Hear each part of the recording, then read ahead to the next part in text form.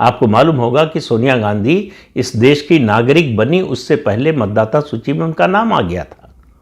तो जाहिर है कि उन्होंने डिक्लेरेशन तो दिया ही होगा कि वो भारत की नागरिक है, जो गलत था। और अगर ये डिक्लेरेशन नहीं दिया था उसके बावजूद उनको मतदाता सूची में उनका नाम शामिल कर दिया गया, तो जिन लोगों ने किया उनके खिलाफ कार्रवाई होनी चाहिए। लेकिन उस मामले में कुछ हुआ नहीं और कुछ होगा इसकी उम्मीद भी नहीं है। लेकिन ये जो मुद्दा गया सुप्रीम कोर्ट के पास, सुप्रीम कोर्ट ने कहा कि फिर से जाइए आप चुनाव आयोग के सामने। याचिकाकर्ता ने कहा कि चुनाव आयोग से हमने शिकायत की थी, उनकी ये मांग थी या उनका ये इशारा था कि सुप्रीम कोर्ट चुनाव आयोग को निर्देश दे कि तय समय सीमा में इस मामले पर फैसला करे। सुप्रीम कोर्ट ने उससे भी मना कर दिया, कहा हम चुनाव आयोग को समय सीमा तय करके कोई निर्देश नहीं दे सकते।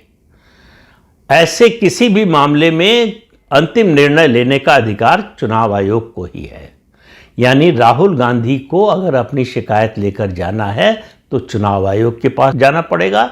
और मुख्य चुनाव आयुक्त ज्ञानेश कुमार पहले ही कह चुके हैं कि अगर आपको शिकायत है तो एफिडेविट पर आप वो शिकायत दीजिए। तो अब राहुल गांधी के सामने दो ही विकल्प हैं, या तो एफिडेविट पर अपने आरोप को दोहराएं या फिर इस मुद्दे को भूल जाएं। इस मुद्दे को बड़ा बनाने की कोशिश हुई बिहार के चुनाव को देखते हुए। बिहार के चुनाव नतीजों को जो 14 नवंबर को आएंगे उसकी विश्वसनीयता पर अभी से सवाल उठाने की कोशिश हुई।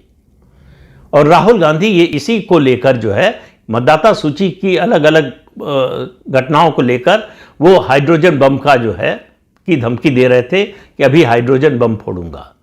तो वो नौबत आती, हाइड्रोजन बम वो फोड़ते, एटम बम तो उनका चला नहीं, हाइड्रोजन बम फोड़ते उससे पहले उनके हाइड्रोजन बम को सुप्रीम कोर्ट ने ही डिफ्यूज कर दिया। न तो चुनाव आयोग को कुछ करना पड़ा और न सरकार को।